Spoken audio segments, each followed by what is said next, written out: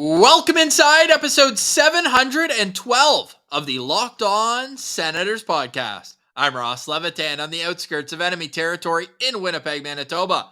Alongside Brandon Piller up in the Blue Mountains on a game day, the Ottawa Senators are making their inaugural visit to Mullet Arena, taking on the Arizona Coyotes.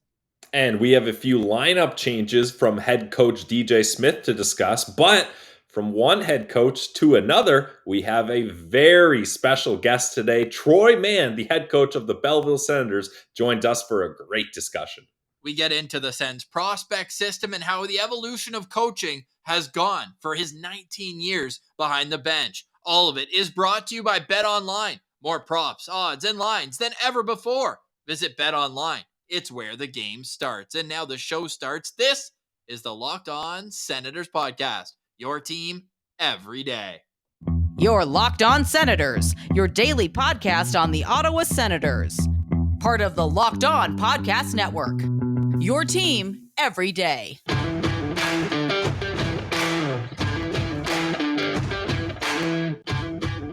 I'm Jake Sanderson, and you're listening to Locked On Senators podcast.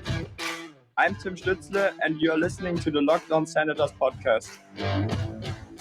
Thank you for making Locked On Senators your first listen on this Thursday, January 12th. The show is free and available on all platforms, including on YouTube, where the best way you can help the show grow is to like every video by clicking the thumbs up and subscribing to the Locked On Senators channel. A big giveaway is coming soon when we get to 5,000 on YouTube. So go make that happen. Be a friend, tell a friend. Pilsy, I am so fired up for everyone to hear today's interview with Troy Mann.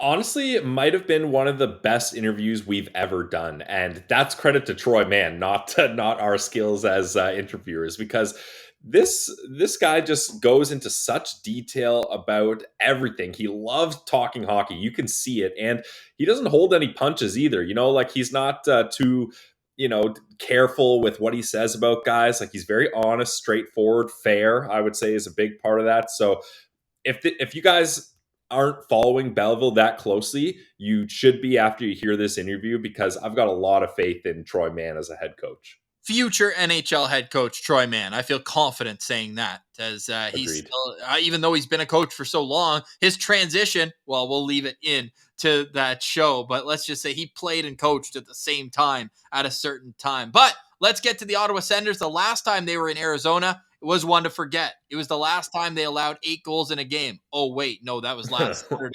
But the time before that, the final visit to jobbing.com, whatever the rink was, way out in Glendale, that is over, and there's a new vibe around this team despite playing in a 4,500-seat stadium. That's where the Sens will play tonight. I think it's going to be a good test. The Coyotes, for as bad as they are on paper, have been giving some teams fits on home ice, and Ottawa's decided to shuffle the top 6 to get some 5-on-5 scoring.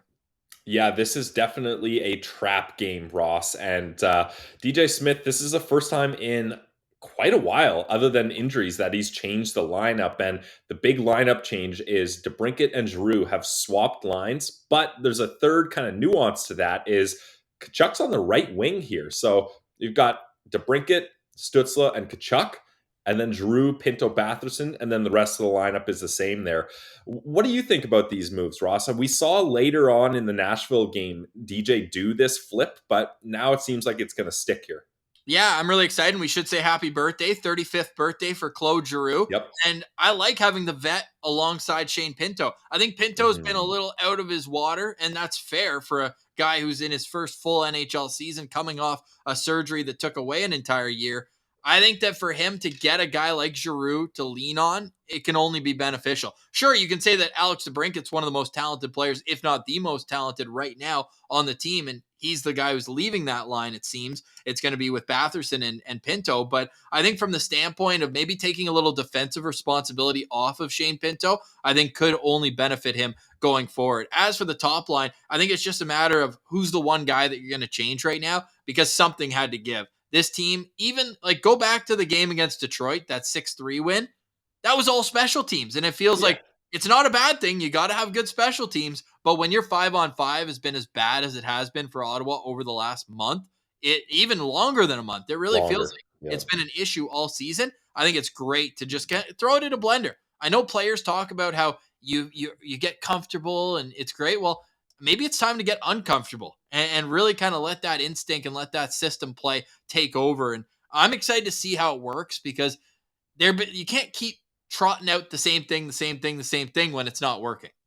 That's the thing. Like, if they had won those last 2 games, then you're sitting here being like, well, it seems like it's working, even if the 5-on-5 is not as good as you want. But those are 2 tough losses. So I do like the idea of, not blowing the lineup totally up, not putting it in a full blender, but just a quick alteration here and see how that works. The problem is they still have 2 fourth lines. And until injured guys get back, it's just a matter of life right now. And that's going to be tough to pick up on. If you want a full preview of tonight's game, we brought the Arizona lines up at the end of yesterday's show because we have 30 minutes with Troy Mann coming up. I do want to pull this up, though. You need to get a laugh every once in a while, no matter how things are going. It is also the great Gord Wilson's birthday. Do you remember his last birthday, Pilsy? No, I don't. He was on our show. Remember, it just came up in conversation. Oh, yeah. True. Yep. We're like, wait, and it was like his 50th birthday. It was a big milestone. We're like, what are you doing making time for us? Yeah, yeah, that's fair. I thought I was supposed to remember each of Gord Wilson's birthdays here. I was like, oh, whoops. Oh, but that was fun. You do remember that, though, right? Yeah, no, I remember now that you mention it. Yeah, Hilarious. yeah, If you're watching on YouTube, Dean Brown, another friend of the show, posted, when you're at Mullet Arena, it's always a good time to break out the mullets. Coach DJ Smith, good to see him smiling through a little bit of a down stretch right now with back-to-back embarrassing losses. You get shut out at home to end a 4-game homestand. You allow 8 goals in the other one. Certainly an opportunity for a get-right game. Throw that trap game out of the window. Let's get a get-right game for the Ottawa Senators tonight. We'll have the postcast coming up afterwards as we do each and every Ottawa Senators game. Note the start time, 9 p.m. Eastern start time tonight. So we'll have that postcast late. If you're not staying up for the end of the game, we'll have that available for you wherever you get podcasts early in the morning. And then tomorrow, another great interview with Igor Sokolov. We are on an absolute tear right now. Next week, we get Mark Mathot. We get Scott Wheeler. Where are the Sens going to rank in Scott Wheeler's prospect pool rankings? That's coming out soon. And we've got Mike Rupp on the show, NHL analyst. He played in that 2007 Stanley Cup playoff series against Ottawa. So he saw the Sens at their absolute peak on their way to the Stanley Cup. We're excited for all that. I mentioned Mark Mathot making his return to the show as well. Tyler Boucher will also be on. So a bit of a heater right now, but we're starting it off with maybe the best talker of all, Troy Mann. I really think people are going to appreciate this. It's coming up right after a quick word from one of our favorite sponsors. Today's episode is brought to you by our friends over at BetOnline. They were the presenting sponsor of this podcast, and we love them. They're the trusted online sportsbook of the Locked On Podcast Network for good reasons, guys. You can find all the latest odds, news, scores, updates, whatever you need to get the right info on your sports gambling picks. BetOnline's got you covered. And it's not just hockey, football, basketball, golf, boxing, UFC, whatever you like, you can find some odds on it at BetOnline. So head to the website today or use your mobile device to learn more about the trends and action. Guys, it's betonline.net where the game starts. Today's episode is also brought to you by the Glebe Central Pub. You are among friends at the Glebe Central Pub. You can find them at 779 Bank Street. It's right in the heart of the Glebe. They have tasty drinks, drink specials coming up. Make sure you're following them on Instagram as well, Glebe Central Pub. They let you know when they have open mic nights, when they have live music nights. They really make sure to cater to the best of the best when it comes to bringing people together, right? Anyone can go to a bar, just sit at your own table, get your drinks, and go home. What I love about the Glebe Central Pub is it really makes it feel like a family, the way they're bringing these events in. They've got trivia nights. Everything is to make sure that the people who are sitting at the tables next to you, they're also people who you could have conversation with to have a good time with. So they are doing a great job of bringing people together, and they do a great job of bringing people to and from the Ottawa Senators rink. If you go to their website, you can see the next bus is leaving on Wednesday, January 18th, $15 to and from the Ottawa Senators game at the Canadian Tire Center. That's up against Pittsburgh. They also have shuttles coming up for the game against Winnipeg on January 21st, the Islanders on January 25th. So make sure you check their website, glebcentralpub.com, to know when the next buses are leaving. $15. What a deal. Round trip. Go see them. The Glebe Central Pub. We love them. We can't wait to see you at the Glebe Central Pub. All right, Pilsy. Now let's get to our conversation with Belleville Sens head coach. It's Troy Mann. All right, we now welcome on a very, very special guest. He's a Calder Cup champion, and now he's tasked with the responsibility of turning Sens prospects into pros. After a long playing career of his own, he's now in his 19th season of coaching, with the last 5 coming as head coach of your Belleville Senators. Troy Mann, welcome to Locked On Senators. How are you doing today? Excellent, guys. Thanks for having me on. Really appreciate you taking some time. I don't know if you remember, we were actually coworkers for a couple seasons. We were in the booth there cutting replays and, working on the camera. Did you also get sized for your Calder Cup ring before COVID took it out? Yeah, the old Calder Cup ring is, the rings now are so big, you never even wear them, and they seem to get bigger and bigger every year too.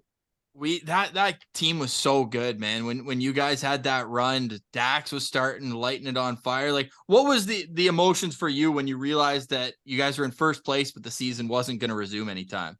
I think, when you look back as a coach, specifically as a head coach, because ultimately the responsibility comes on your shoulders, ended up, really being the most disappointing season of my head coaching career because you always want to make playoffs, but you just know when you have a special group together.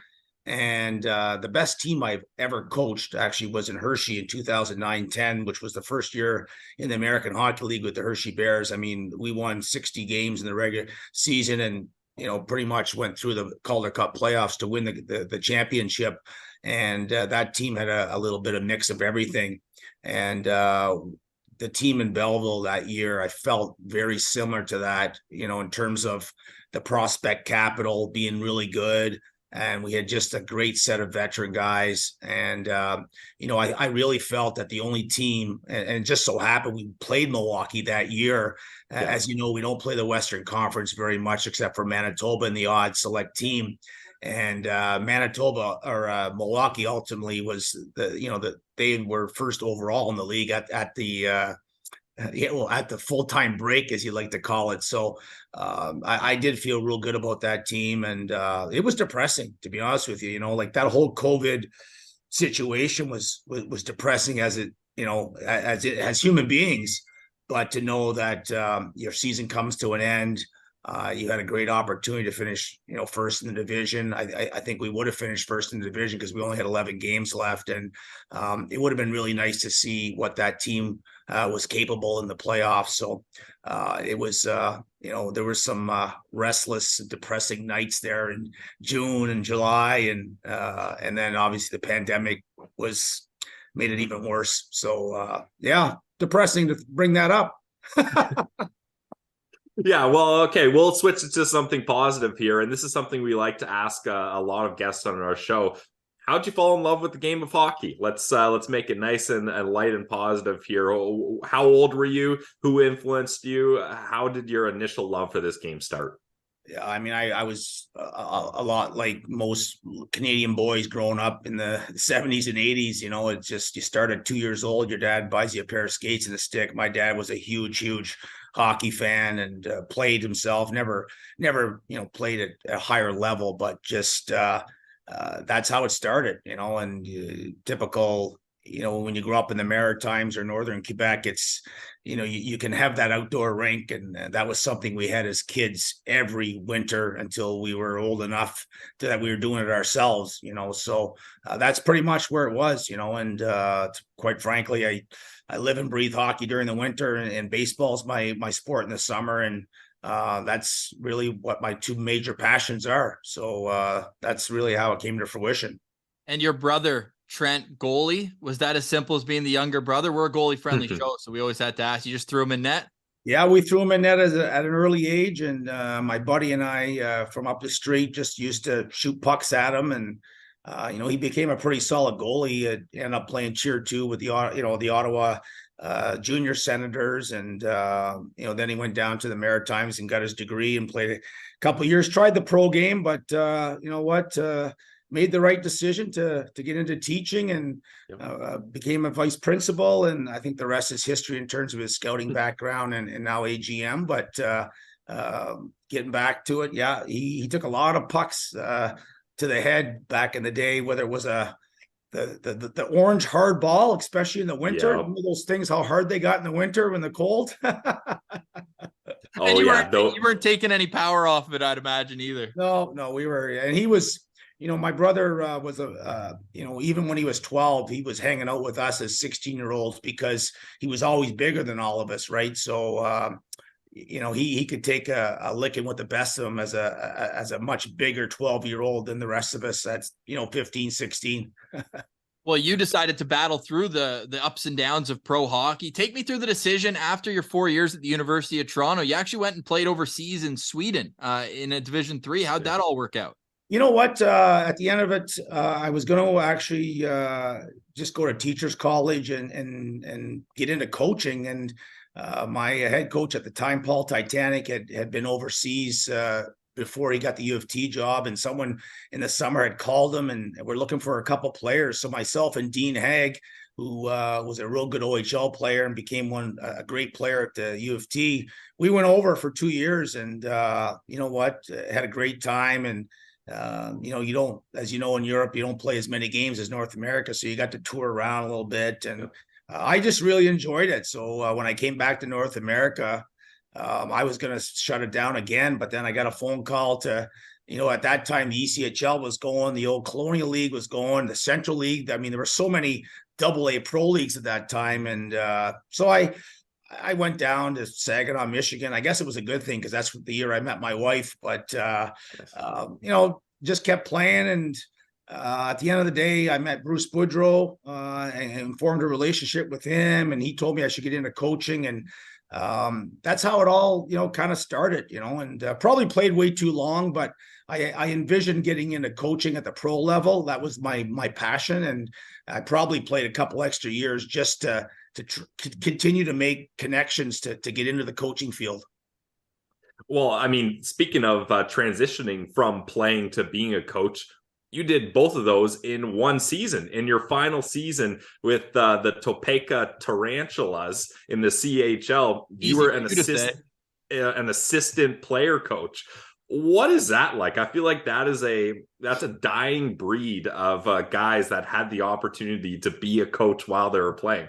Yeah, you can't do that anymore. And I didn't play a ton of games that year. I was definitely too old to get in pro hockey, but I just, the opportunity came there. It was a new team, and I was really looking to get into coaching. And so I thought I'd, go in there and play some games if I could, and just start the whole coaching process. It wasn't an easy year, to be honest with you. It was when I asked my, at the time, fiance to move there, that place, man, I don't recommend Topeka, Kansas to too many people. Okay, yeah. Maybe my worst enemy. Not an ideal place, but you got to grind it out, right? And you gotta go through some ups and downs and live in some different towns to make it to the top. So, but it was interesting. It was not something I recommend, and as you say, it doesn't exist anymore. You can't do it. Just the way the coaching fraternity has developed over the years with video and the amount of work that has to be put into it now, it's pretty much impossible to do that type of thing. But back then there was no video, coaches had 3-4 drills, and it's just changed so much. You can't, it's unbelievable, to be honest with you. It's kind of cool at my age to be able to go through the different stages of coaching, because these new breed of coaches would not even understand that, or even going to the ECHL as a head coach and running the show by yourself. Like that doesn't happen anymore. And I went through that as well. So wait, I just want to follow up on that. As a player coach, you played 8 games. Was that 8 games at the start of the season, and then you're like, no, I don't want to play anymore? Or did you kind of plug and play yourself? You're like, we got an easy matchup here. I might throw myself on the top power play unit here.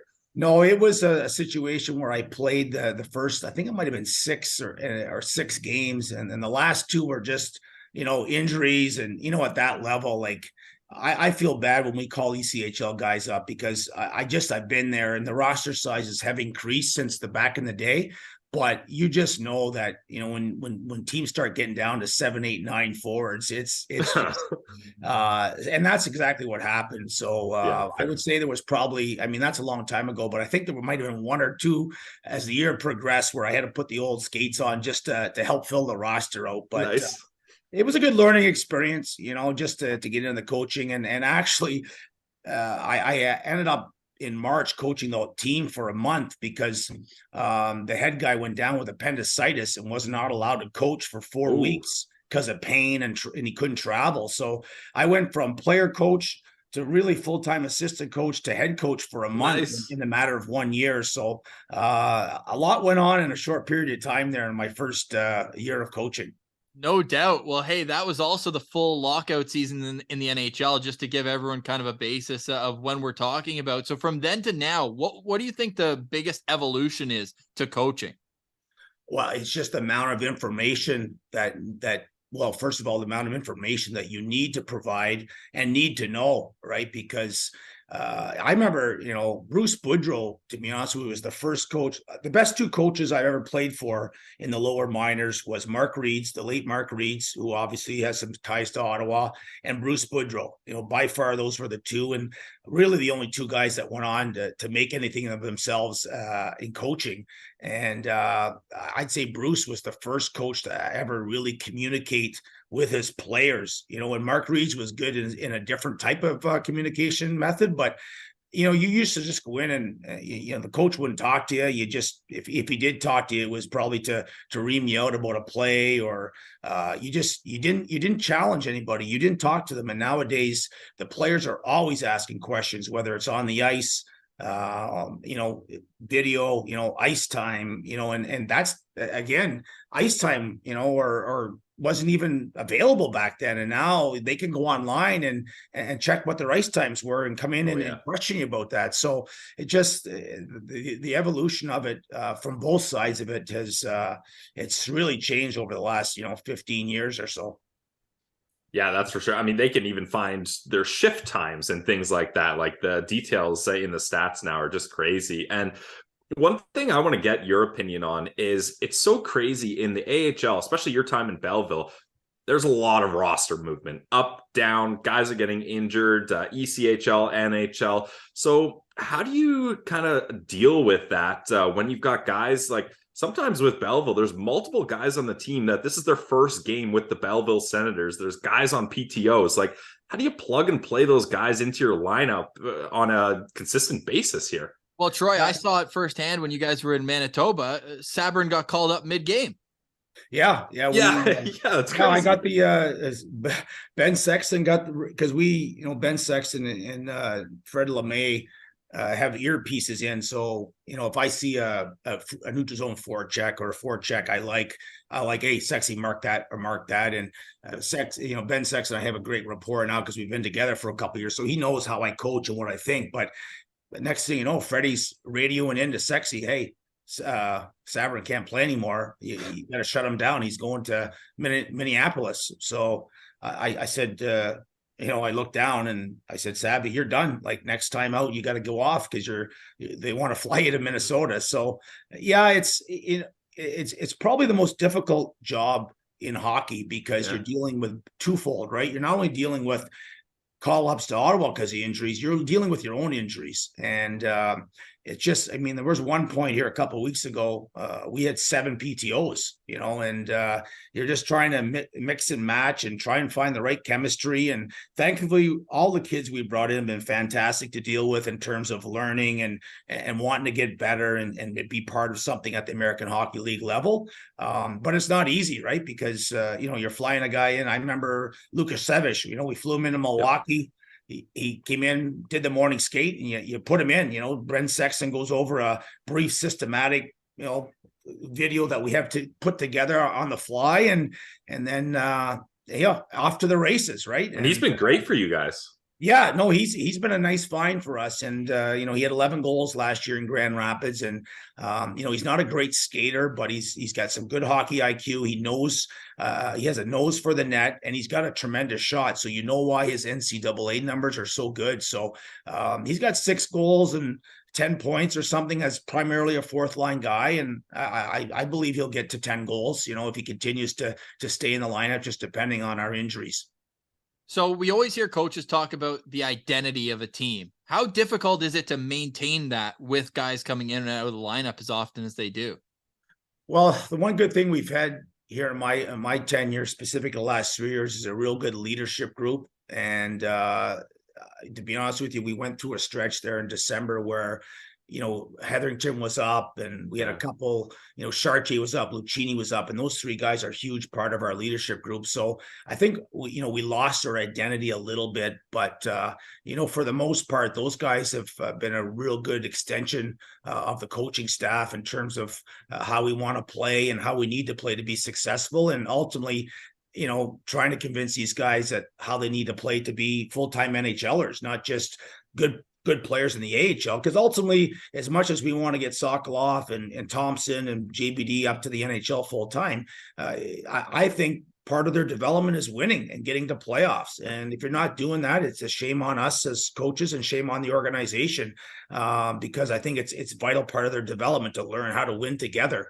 And so that's kind of the mentality we have, and it's been working. And but obviously the coaching staff's tremendous here, and they do a great job of promoting our message. And on top of that, the leadership group has been fantastic to deal with as well.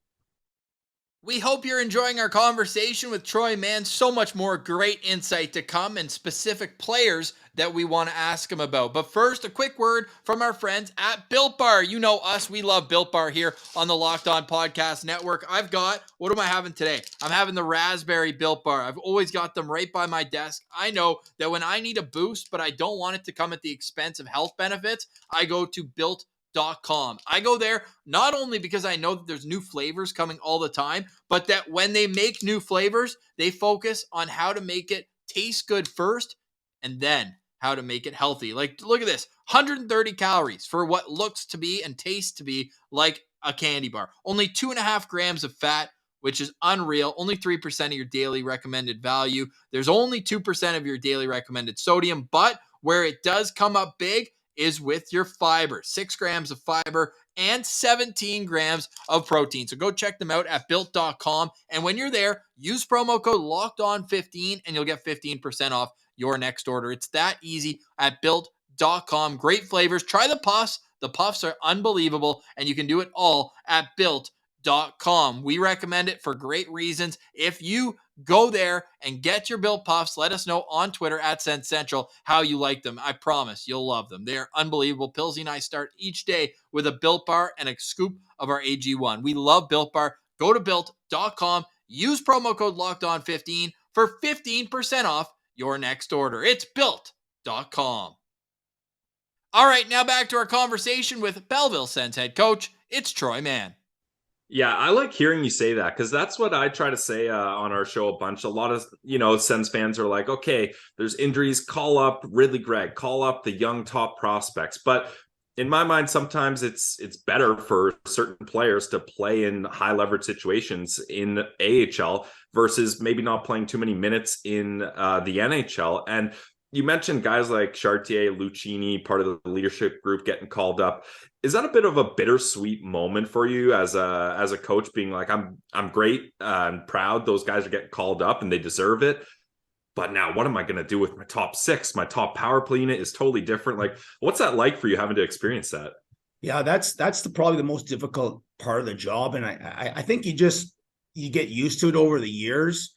Specifically in Belleville, I do feel like over my 5-year tenure here that the injuries, it's just part of life. It's been wild. Yeah. Yeah. And, sometimes the second power play unit will change on the fly the morning of the game, and just because of moving parts and moving pieces. But to get to your point about, Chartier, at the end of the day, we want people to get rewarded. And, when Ridley Gregg is ready for a call up, and again, management makes those decisions. I mean, obviously they have our input, but if they really want to call up Ridley Gregg, they can. They're the bosses. But, when it came to Chartier's call up, he deserved it, through the first 20 games or whatever it was at the time of his recall. He was our most consistent forward. So, and that's great. He came in on a PTO last year and earned a spot after some injury troubles. But he was a real solid 200-foot player that scored 14 goals and was on the, over the boards on the top 4 PK on the first power play. So why shouldn't he go up and get a few games? And from what I've seen and read, he did a really nice job before he fractured his wrists there. And it's the same with Lucchini, like he was probably the next closest. He got off to a fantastic start. Now he had a little bit of a lull, but again, he was deserving of it, right? And if Sokolov had been deserving of it, I certainly would have promoted it. But again, that's just the way it falls. And sometimes prospects need more time, and it's not everybody's a Tim Stützle or a Brady Tkachuk that can go right to the NHL. And, I look at, Tommy Liljegren with the Leafs, he spent 4 years in the American League as a defenseman, is just now coming in his own at the NHL. And you look at Sandin for 2 years in the American League. So, I had John Carlson and Hershey in my first year as a D coach. He spent, part of the year, he won 2 Calder Cups. He left London, finished the year in Hershey, won a Calder Cup, and he played the full year with us in Hershey. So you can't just, assume just because we're a first or second round pick that they're going to, automatically make the NHL. And then you got the feel good stories like a Mark Kastelik, whoever thought, to be honest with you, when I first started being around Mark Kastelik, I know his work ethic and all that, he certainly was going to work as whatever it took to get to the NHL. But, you're talking a 5th round pick that made it, after 2 years. So you just never know, right, what the time frame is on a prospect. This is awesome insight. We really appreciate it, Troy. There's a few prospects in particular I'd love to pick your brain about, but just to wrap up about kind of the team aspect and how you're able to push buttons the right way. And we always hear it's communication. What's the quickest way a player can get benched under Troy Mann? What's your biggest pet peeve of guys on the ice? For me, it's like offensively, like I don't like, we promote the catchphrase is possession versus pursuit. So at the offensive blue line, if the line is there, we give our players the green light to go in and make an offensive play, with a D jumping. But if the gap is there and they have numbers back, it's not a rim, it's not a dump in, it's a puck to space and go in it and retrieve it off a forecheck. So when players start, being stubborn at the offensive blue line in terms of not making the right decisions that ultimately may cost the team, not only scoring chances against, but potentially goals against, or change the momentum of a game. If that happens more than a couple of times, they're certainly going to hear about it. And, I think during a game, that's probably my biggest pet peeve, because we give them the green light. We're not asking them to dump and chase hockey on a shift-to-shift basis. We want them to be creative. We want them to use their skill set. But at the end of the day, we want them to make good decisions at the offensive blue line. And that's probably the most difficult thing from a forward's perspective, specifically skill guys. Now you mentioned that, there's communication between you, Dorian, DJ Smith about guys that maybe get called up and they get your input and stuff like that. But I mean, just as a hypothetical, is the guys up top, are they kind of telling you, hey, look, we want Ridley Gregg to be playing on the penalty kill. We want him to be doing this and that. And are they kind of have expectations of how you use those top prospects, or is that all completely left up to you? Yeah, that's all completely left up to me. So, okay. Which is great. Pierre Dorian's philosophy is you're the coach, you make the decisions. Yep. I think there's been twice maybe over my tenure that he's maybe questioned a lineup decision in terms of whether it was a draft pick or some of some nature. But other than that, I always, it's a little bit different this year too, because we have Ryan Bonus now, who's the assistant GM. So him and I are in constant communication on a daily basis, whether it's through text or phone call. And we're always communicating about certain things, and I'll bring it up in terms of, and this year's, we really haven't had it because we've had so many PTOs, like nobody can really complain about any type of ice time or being a healthy scratch or why you're a healthy scratch, right? So it may come to that, if we ever get healthy and the Sens get healthy, but I would always throw it by, if I'm thinking something, I would always say to Ryan, hey Ryan, this is what I'm thinking. Maybe run it by Pierre and see what he thinks, just out of respect, because they are the higher ups. But overall, I pretty much have carte blanche down here to do what I feel is necessary, not only for the individual prospect or player, but for the team in general. Well, let's talk about some of those individual prospects. I mean, Pierre Dorion told us when we had him on, like, they're drafting people as much as they are prospects when they make selections in the draft. And we've only had great rapport and conversations with a lot of the guys. We already talked about Igor, but another guy, and it just sucked to see what happened last year, but Angus Crookshank, how do you think his season's going now after missing all of last year with that knee?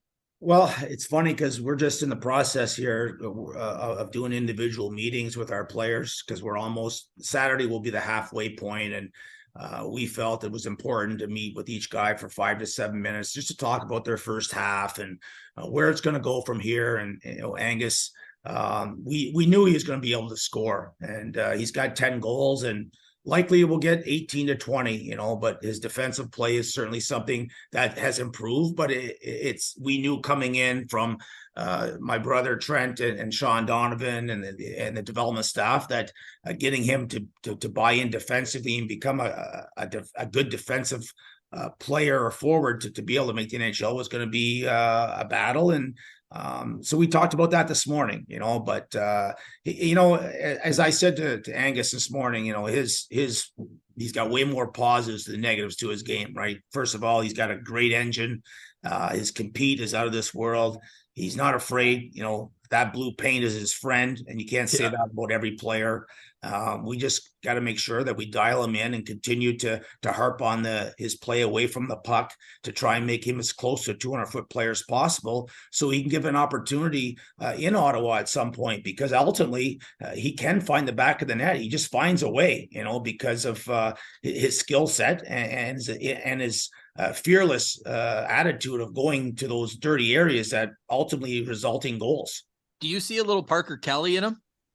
Yeah, well, Parker Kelly's a much smoother skater and a tremendous penalty killer. But from an offensive perspective, he's got more, tenacity. He's just a goal scorer, right? And he loves to score, and he'll go into the goalie head first if he can to get that puck across the line. So just different types of players. This year he's been pretty much on the first power play. Now, can we get him involved with a penalty kill over time? I don't know necessarily this year, but next year to maybe try and round out his game where, can he eventually play third, fourth line minutes in Ottawa and play on one of the special teams? He's a great net front guy at this level. Now, he's not very big. You know what I mean? In terms of having that net presence, he's not Brady Tkachuk in terms of that big body in the net front area, but his game is a work in progress, but another great kid and very, very coachable and wants to be a player and lives and breathes the game 24/7. So those are great qualities to have. Yeah, Crooker just seems like a great guy all around. Now, in a lot of Sens fans, when they're looking at the Ottawa Senators, the kind of key focus is on the back end. It seems like the Sens need to add someone, but a lot of people are of the mind that maybe you don't need to get someone externally. There could be an internal solution. And you look at two top prospects in Lassi Thompson and or JBD. Do you see either one of those guys or both being able to kind of develop into a guy that can be an everyday NHLer? Well, I think both guys will be an everyday NHLer at some point. But to my point earlier, and I just, I just look at the Toronto Maple Leafs, pair of, and I just because I watched the Leafs play last night against Nashville, and I see Sandin and Liljegren, paired together, and I this morning just looked up their resumes to see how much time they spent in the American League, because I know everybody wants JBD in the NHL right now, and they want Thomson there right now, but that's just not the way it works, and we don't know the time frame. I think just based on the season so far, JBD is probably ahead of Thomson, but Thompson's not healthy right now, and not quite sure when he's going to be back in the lineup. So any type of injury usually derails a player's development to some degree.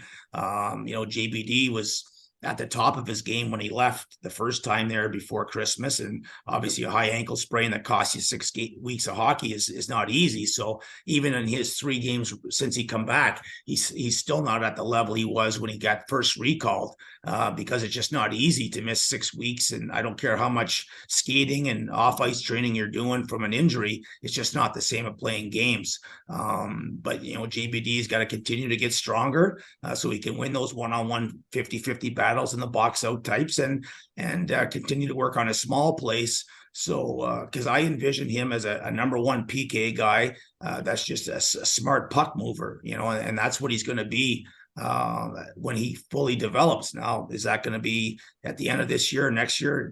Time will tell on those 2 guys. But I certainly understand, because they are first rounders, and everybody wants them in the NHL now. But that's just not the case when you start looking around at other prospects, specifically goalies in defense. Yeah, that's definitely fair. It takes a little more time, and there's nothing wrong with that. Now, final question for me, Troy, and this has been awesome. We're so stoked to get you on the show and get your insight. We got to talk about the Belleville Senators all-star, Egor Sokolov. Now, I think before this season, a lot of people, Igor was a big guy, heavy shot, and that was kind of his forte. But this year, it seems like he's added a lot of different tools to his tool bag. What's been the biggest difference you've seen in Egor Sokolov from this season compared to last? I think the one thing he's been doing specifically here in the last 12 to 15 games is just his puck protection down low. Okay. And in OZP, the kind of owning the puck. And that's something he's going to have to do at the NHL level, when he gets there, is to, when you do have those moments with your line mates of having some OZP time, is winning those battles and puck protection, right? Because at the end of the day, he is a big body, and he can control that. And down here, obviously, the players are not quite as big or strong, so that's something that we've harped on. I think Ben Sexton's done a great job with individual video and showing him those areas where he can improve his overall game. I think defensively, he's come a long way. Last weekend, I had him on the ice with the goalie out, and there's certainly, that's not something I would have thought of in the COVID year or even last year, beginning of the year. So he is attentive when it comes to knowing that he has to be a good player in his own end, even though he's an offensive guy. And, I think the turning point so far for his season was after the call-ups, with Chartier and Lucchini. It's normal for any player to be disappointed. And in my time in the American Hockey League, excuse me, the most difficult guys to coach are the third-year pros, because they get sent to the American League for the third time, right? First year, everything's all good, and they want to get better, and they're all hyped up. The second year, they're still good. But the third year, they start questioning themselves and questioning whether the organization still has plans for them, right? Even though they're still young. And for me, going back even to my time in Hershey, it's the same thing. And, Ben Sexton and I had a real heart-to-heart with Igor after those 2 call-ups, and basically said, hey, you got to play better. Your numbers are a point a game. The point of game means nothing. It absolutely means nothing for call-ups, even though you're an offensive guy. It looks great in the stats, but at the end of the day, it means nothing. You've got to be playing the top of your game. And when people from Ottawa come to watch they've got to leave here going, man, Sokolov was good tonight. And you almost got to force the call up. And, the last 12 games, if we look at the rankings, he's been very, very good. Now, hopefully it continues. He certainly has found some real good chemistry with Lodin and Ridley Gregg. So that certainly helps him out as well. But as I said to him this morning, we like where his game is at right now. And he can't control. The only thing he can control is his attitude and how he plays. And if he's just got to force their hand. And hopefully it happens. And if not, then we've got a player that's playing very, very good right now that we're going to need to make playoffs. Do you think he's going to be able to make it to the NHL if he doesn't learn how to fill up the coffee machine with water? Well, this guy here, he's the number one reason why we've spent X amount of dollars on 2 new Keurigs that is now attached to the water supply here in Belleville, because I was sick of filling up the coffee makers so he could sit on the couch watching SportsCenter in the morning with his legs crossed with a coffee. So we finally got it, and now I don't have to complain about filling up the coffee makers anymore. And everything is good now, but I have given it to him probably since the COVID year about us filling up the water so he can have his coffee. That's amazing. Hey, we appreciate this. Great to end with a laugh, Troy. And hopefully we can do this again soon. It's been great watching you kind of mold this team together with all the call-ups and everything else. But we appreciate what you do for the organization. And it's amazing to be able to get a chance to pick your brain. So hopefully you get another chance down the road. And in the meantime, best of luck with the team going forward. Yeah, thanks, guys. Thanks for having me on. And anytime. Love talking hockey and talking Sens prospects. All right, Pillsy. Stick taps to Troy for joining us. Fantastic conversation. Love that he said he's willing to do it on a more often basis, because I feel like I learned more from listening to him for 30 minutes than I would know about the Belleville Sens at all season long. Yeah, it's great to kind of have him show the details of not only the team as a whole, but different prospects and players individually. So can't thank Troy Mann enough, and our guy David Footy for hooking that up for us. Just awesome to get to talk with coaches. Like I want to talk to more coaches, Ross. I feel like they've got really good insight and kind of behind the scenes of what fans may not understand or maybe overlook in certain aspects of the game.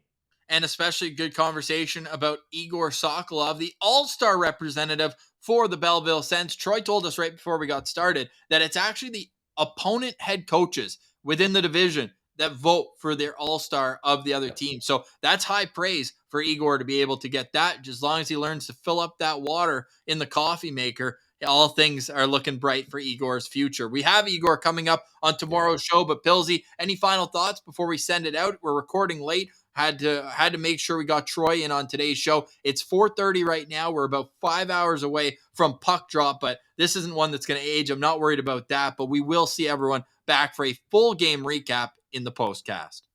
Final thoughts, capitalize, go Sens, go here, Ross, as this is going to be, if it's anything like the last couple games up against Arizona, or even last couple years up against Arizona, it's always a barn burner of a game. So get your popcorn, get your drinks ready. This is going to be an entertaining game. And hammer the over at BetOnline.net. For today, we say goodbye. I hope you enjoyed our conversation with Troy Mann, but for Brandon Piller, I'm Ross Levitan. This has been the Locked On Senators podcast, your team every day.